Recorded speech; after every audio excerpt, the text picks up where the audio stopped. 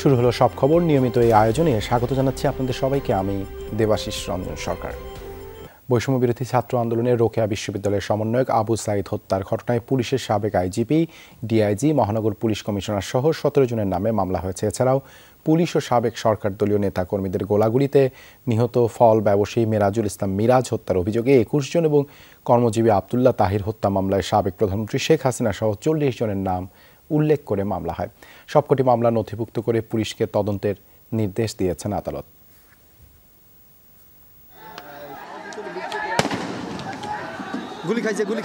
কোটা সংস্কার আন্দোলনের সময় গুলিতে নিহত হন রোকেয়া বিশ্ববিদ্যালয়ের সমন্বয়ক আবু সাইদ। মৃত্যুর 1 মাস পর হলো মামলা।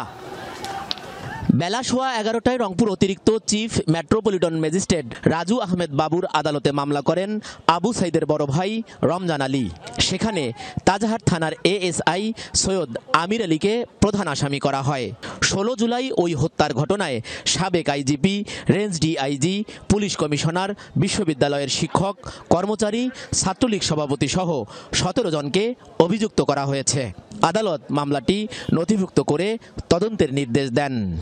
কোনো সংগঠন নয়, আমরা যে পরিবার থেকে মামলা করছি বাদী হওয়া এবং ছাত্রদের সহযোগিতা নিয়ে দ্রুত ট্রাইব্যুনালের মাধ্যমে এই মামলাটি যত দ্রুত সম্ভব বিচার কার্য নিষ্পত্তি করার জন্য আমাদের সরকার কর্তৃপক্ষের কাছে আমাদের আবেদন। একই আদালতে বেলা 12টার দিকে মামলা করেন 19 জুলাই নিহত ফল বিক্রেতা মিরাজুল ইসলাম মিরাজের মা আম্বিয়া খাতুন। মামলায় অভিযোগ, পুলিশ ও তৎকালীন সরকার দলীয় নেতাকর্মীদের গুলিতে নিহত হন মিরাজ। ওই মামলায় মহানগর পুলিশের অতিরিক্ত পুলিশ কমিশনার উৎপল কুমার পালকে প্রধান আসামি করা হয়। সাথে 6 জন পুলিশ কর্মকর্তা ও 7 জন সিটি কাউন্সিলর সহ স্থানীয় আওয়ামী লীগ ও সহযোগী সংগঠনের নেতাদের অভিযুক্ত করা হয়েছে। 21 জনকে আসামি করে হত্যা মামলা দায়ের করেছেন। এই মামলায় 1 নম্বর আসামি একজন পুলিশের ঊর্ধ্বতন কর্মকর্তা উৎপল কুমার সরকার। এরপর বেলা 12:30টায় একই আদালতে তৃতীয় মামলাটি হয়। 19 জুলাই গুলিতে নিহত শিক্ষার্থী আবদুল্লাহ আল তাহিরের বাবা আব্দুর রহমান বাদী হয়ে মামলা করেন। এই মামলায় সাবেক প্রধানমন্ত্রী শেখ হাসিনাকে প্রধান আসামি করা হয়।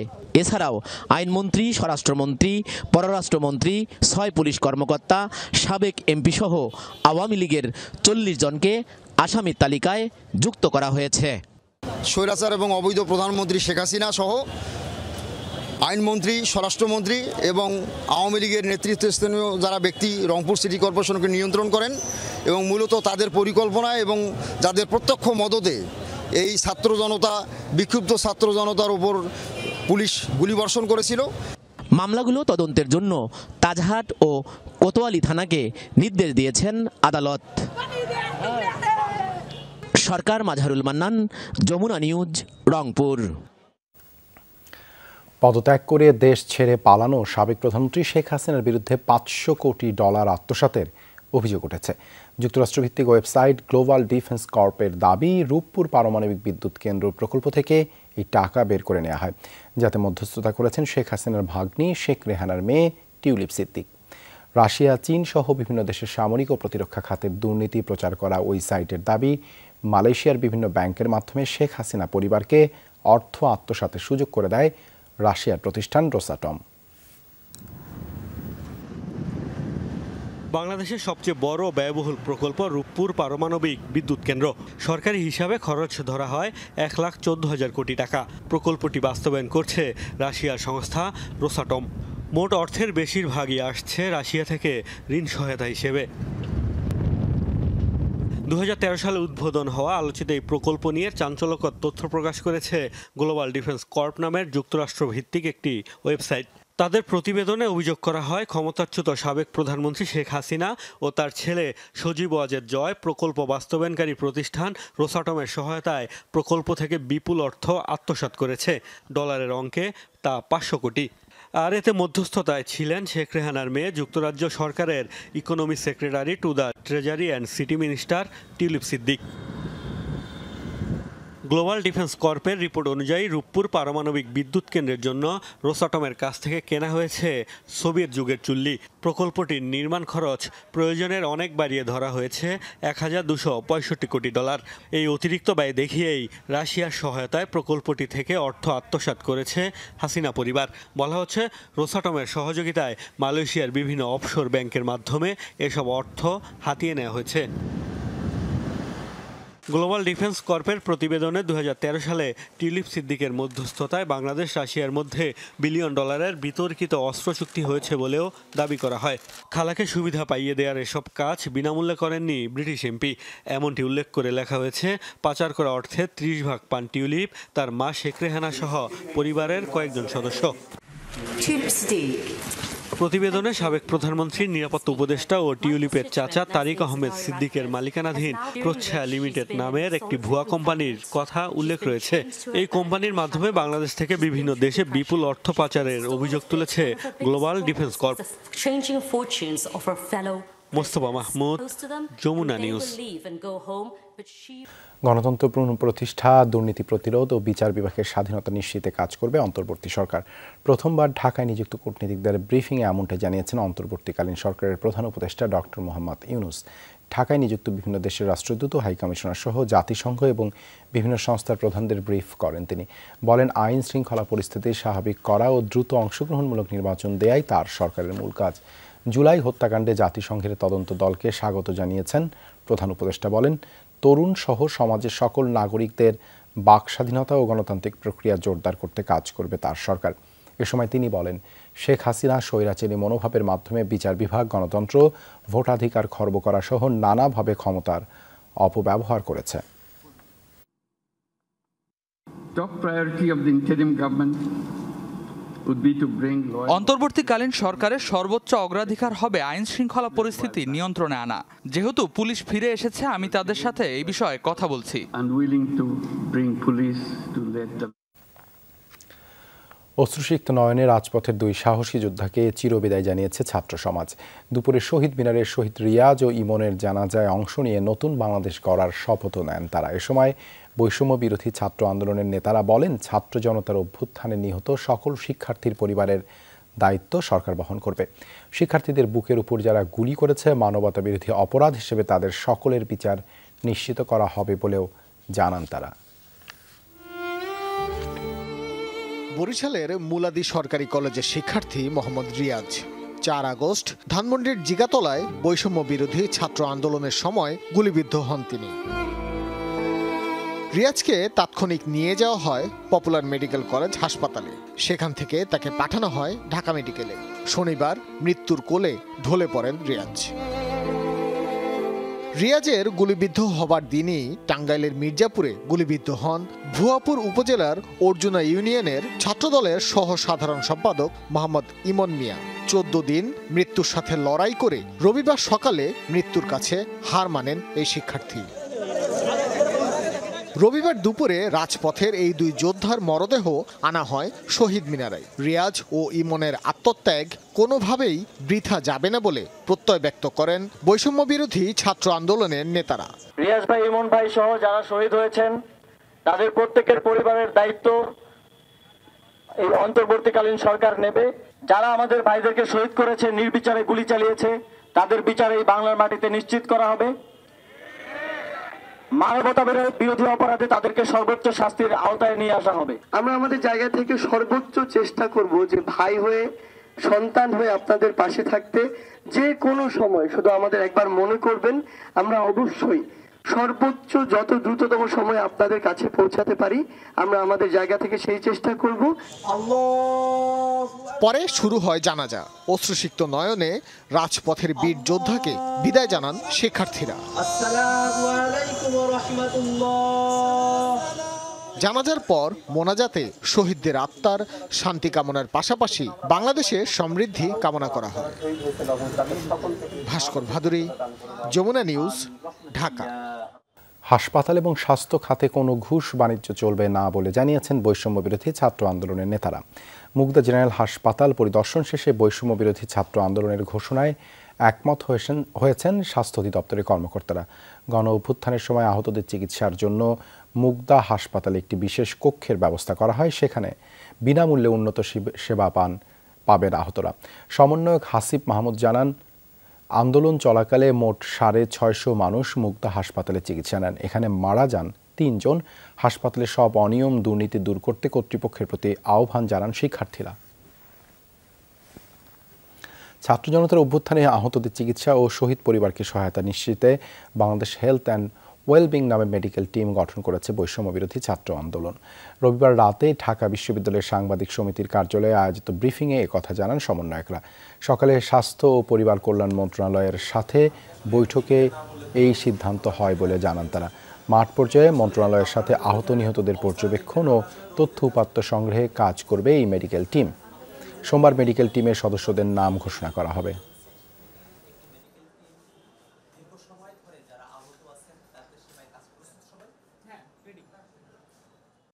আমাদের যে টিমটি গঠন করা হয়েছে তাদেরকে নিয়ে গঠন করা হয়েছে যারা শুরু থেকে এই মেডিকেল সেক্টরে, এই হেলথ অ্যান্ড ওয়েলবিং আমরা বলছি, এই সেক্টরে কাজ করে আসছে তাদেরকে নিয়ে। যারা আহত হয়েছেন, যারা শহীদ হয়েছেন তাদের তালিকা প্রস্তুত এবং তাদেরকে সার্বিক যে সহযোগিতা বা সাপোর্টগুলো দেওয়া যায় সে ব্যাপারে একটা সিদ্ধান্তে আসা গেছে এবং নাহিদা বুশরা প্রধান থেকে আগামীকালের মধ্যে একটা মেডিকেল টিমের ফরমাল ঘোষণা আপনাদের কাছে আমরা নিয়ে আসব। সাবেক প্রধান বিচারপতি ABM খায়রুল হকের বিরুদ্ধে শাহবাগ থানায় মামলার আবেদন করা হয়েছে। বিচারক হিসেবে দুর্নীতি ও বিদ্বেষমূলকভাবে তত্ত্বাবধায়ক সরকার ব্যবস্থা বাতিল করে বেআইনি রায় দেয়া ও জাল রায় তৈরির অভিযোগে এই মামলার আবেদন করা হয়। শাহবাগ থানা থেকে জানানো হয়, রোববার সন্ধ্যায় সুপ্রিম কোর্টের আইনজীবী মোহাম্মদ মোজাহিদুল ইসলাম এই মামলার আবেদন করেন। অফিসার ইনচার্জ মোস্তাজিরুর রহমান ডিউটিতে না থাকায় SI মাইনুল মামলার আবেদনটি গ্রহণ করেন। মামলার আবেদনে দেখা যায়, বিচারপতি খায়রুল হক সাবেক প্রধানমন্ত্রী শেখ হাসিনার কথায় প্রভাবিত হয়ে ওই রায় দিয়েছেন। অবসর শেষে ভালো পদায়নের লোভে 2011 সালের 10 মে সংক্ষিপ্ত আদেশটি পরিবর্তন করে বেআইনিভাবে 2012 সালের 16 সেপ্টেম্বর উক্ত আপিল মামলার পূর্ণাঙ্গ রায় প্রকাশ করেন। আবেদনে আইনজীবী বলেন, এই রায়ে দেশের ভোটারদের অধিকার হরণ করা হয়েছে। উক্ত অবৈধ রায়ের কারণে শেখ হাসিনা পরপর 3 বার অবৈধভাবে সরকার গঠনের সুযোগ পায়। এদিকে প্রধান বিচারপতির পদ ব্যবহার করে তত্ত্বাবধায়ক সরকার নিয়ে দেয়া রায় পরিবর্তনের অভিযোগে খায়রুল হকের বিরুদ্ধে করা মামলা খারিজ করে দিয়েছেন আদালত। দুপুরে ঢাকার মেট্রোপলিটন ম্যাজিস্ট্রেট দিলরুবা আফরোজ তিথির আদালতে এই মামলা করেন অ্যাডভোকেট ইমরুল হাসান।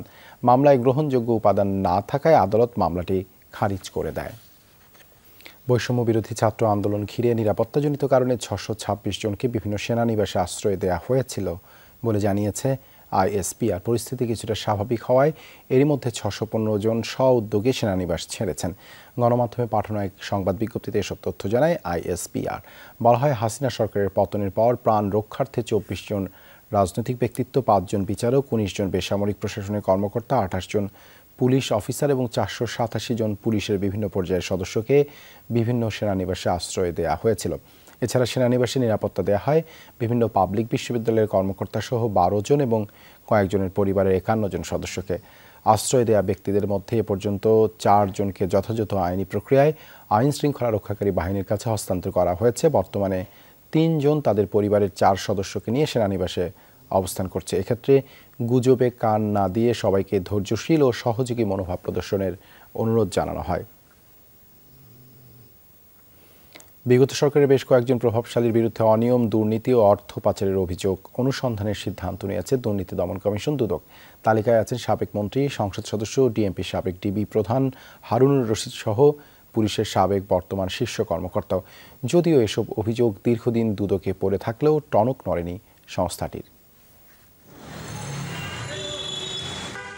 চারদিকে সমালোচনার মুখে হঠাৎ করে বিগত সরকারের দুর্নীতি নিয়ে তৎপর হয়েছে দুদক। রবিবার সংস্থাটি জানায়, সাবেক মন্ত্রী আ.হ.ম মুস্তফা কামালের স্ত্রী কাশ্মীরি কামাল, মেয়ে নাফিসা কামাল, সাবেক সংসদ সদস্য মাসুদ উদ্দিন চৌধুরী, সাবেক এমপি নিজামুদ্দিন হাজারি এবং ঢাকা 20 আসনের সাবেক এমপি বেনজির আহমেদের বিরুদ্ধে শুরু হয়েছে তদন্ত। অভিযোগ, 1.5 বছরে রিক্রুটিং এজেন্সির মাধ্যমে 4.5 লাখের মতো কর্মী মালয়েশিয়ায় পাঠিয়ে অবৈধভাবে 20,000 কোটি টাকা হাতিয়ে নিয়েছে এই সিন্ডিকেট। দুদক বলছে মালয়েশিয়ায় জনপ্রতি খরচ ছিল ৭৯,০০০ টাকা, অথচ এই সিন্ডিকেট গ্রামের দরিদ্র নিরীহ মানুষ থেকে আদায় করে ৫.৫ লাখ টাকা করে। মালয়েশিয়ায় শ্রমবাজার চক্রে ঢুকে রমরমা ব্যবসা সংক্রান্ত অভিযোগের বিষয়ে দুর্নীতি দমন কর্তৃক অনুসন্ধানের কার্যক্রম শুরু হয়েছে। বছরখানেক আগে সাবেক ভূমিমন্ত্রী সাইফুজ্জামান চৌধুরীর লন্ডনে ২৫০ বাড়ির সন্ধান মিললেও খুব একটা এগোয়নি সেই তদন্ত। বিষয়টি নিয়ে এবার মাঠে নেমেছে দুদক। যুক্তরাজ্যে হাজার হাজার কোটি টাকা পাচার সহ বিভিন্ন অনিয়ম ও দুর্নীতির মাধ্যমে অবৈধ সম্পদ অর্জনের অভিযোগ আমাদের এখানে পাওয়া যায়। বিরোধী মত দমনে সিদ্ধহস্ত বলে পরিচিত পুলিশ কর্মকর্তা হারুনার রশিদের জ্ঞাত আয় বহির্ভূত সম্পদের অনুসন্ধানে নেমেছে সংস্থাটি। এরই মধ্যে হারুনার রশিদ ও তার স্ত্রীর ব্যাংক হিসাব জব্দ করেছে বিএফআইইউ। একই সঙ্গে তদন্ত চলবে সাবেক ডিএমপি কমিশনার আসাদুজ্জামান মিয়ার বিরুদ্ধেও। বিভিন্ন অনিয়ম ও দুর্নীতির মাধ্যমে কোটি কোটি টাকার অবৈধ সম্পদ অর্জনের একটি অভিযোগ দুর্নীতি দমন কমিশনে পাওয়া যায়। এর সত্যতা পাওয়া গেছে এবং তার ভিত্তিতে আমাদের কমিশন কর্তৃক বিষয়টি অনুসন্ধানের জন্য সিদ্ধান্ত দেয়া হয়েছে। সচিব বলেন দুদক কারো দ্বারা প্রভাবিত নয়, আইন অনুযায়ী কাজ করছে এবং গোয়েন্দা একটা আমাদের উইং রয়েছে, সেখান থেকে কিন্তু এগুলোর কার্যক্রম চলছিল। রাজীব আহমেদ, যমুনা নিউজ, ঢাকা। বন্দি বিনিময় চুক্তির আওতায় শেখ হাসিনাকে দেশে ফেরত পাঠাতে ভারতের প্রতি আহ্বান জানিয়েছেন বিএনপি চেয়ারপারসনের উপদেষ্টা জয়নুল আবদিন ফারুক। দুর্নীতিবাজ এবং তাদের দোসরদের গ্রেপ্তার ও বিচারের দাবিতে প্রেস ক্লাবের সামনে অবস্থান কর্মসূচিতে তিনি বলেন, বন্দি বিনিময় চুক্তির আওতায় বঙ্গবন্ধুর হত্যাকারীদের দেশে আনা হয়েছিল। সেই চুক্তির আওতায় শেখ হাসিনাকে দেশে আনার দাবি জানান তিনি। জয়নুল আবদিন বলেন, দেশের ইতিহাসে প্রথমবার কোনো সরকার প্রধান দেশ ছেড়ে পালিয়েছেন।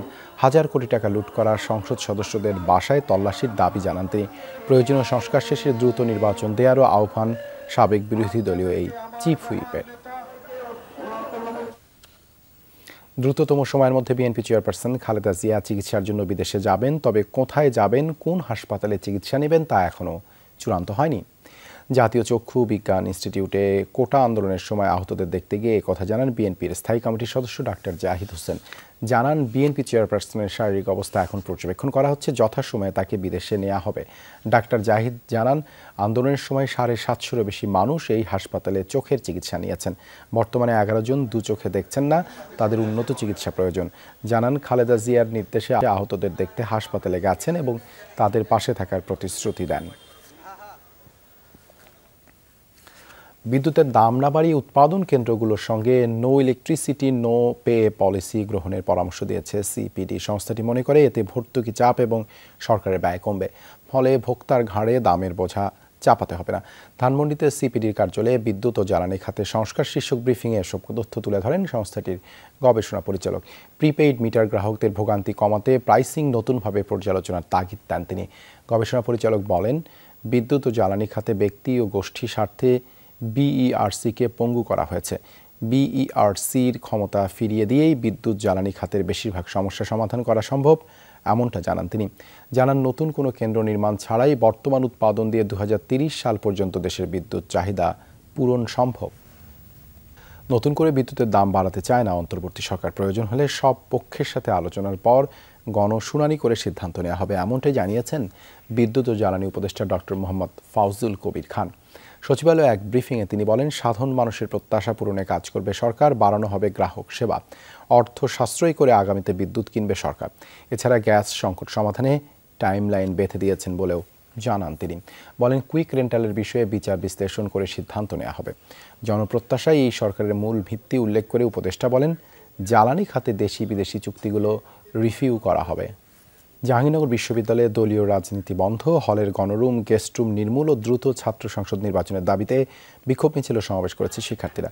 বিশ্ববিদ্যালয়ের কেন্দ্রীয় শহীদ মিনারের সামনের সড়ক থেকে বৈষম্য বিরোধী ছাত্র আন্দোলনের ব্যানারে বিক্ষোভ মিছিল বের করা হয়। মিছিলটি বিশ্ববিদ্যালয়ের গুরুত্বপূর্ণ সড়ক প্রদক্ষিণ করে বটতলায় গিয়ে শেষ হয়। সমাবেশে বক্তারা ক্যাম্পাসের সকল পর্যায়ের রাজনীতি নিষিদ্ধ করে ছাত্রদের অধিকার আদায়ে দ্রুত ছাত্র সংসদ নির্বাচনের দাবি জানান। খুলনা বিশ্ববিদ্যালয়ের উপাচার্য ডক্টর মাহমুদ হোসেনের পদত্যাগ প্রত্যাহারের দাবিতে বিক্ষোভ করেছেন শতাধিক শিক্ষার্থী। রোববার বিকেলে উপাচার্য পদত্যাগের খবর ছড়িয়ে পড়লে বিশ্ববিদ্যালয়ের প্রশাসনিক ভবন সহ উপাচার্যের কার্যালয় ঘেরাও করে শিক্ষার্থীরা। ট্রেজারার সহ অন্যান্য কর্মকর্তাদের সাথে আলোচনা করে দাবি বিবেচনার আশ্বাস দেন উপাচার্য ডক্টর মাহমুদ হোসেন। ধর্ষণ ও যৌন নির্যাতন সহ নারীদের উপর সহিংসতার বিরুদ্ধে বিক্ষোভ সমাবেশ হয়েছে রাজশাহীতে। রোববার বিকেলে সাহেববাজার 0 পয়েন্টে এই কর্মসূচির আয়োজন করা হয়। ধর্ষণ ও নারী নির্যাতনের সাথে জড়িতদের সর্বোচ্চ শাস্তি নিশ্চিতের দাবি জানান বক্তারা। বিক্ষোভ সমাবেশে বিভিন্ন প্রতিষ্ঠানের শিক্ষক, শিক্ষার্থী ও সচেতন নাগরিকরা অংশ নেন। এই ছিল আজকের সব খবরের আয়োজনে। এতক্ষণ সাথে থাকার জন্য ধন্যবাদ সবাইকে।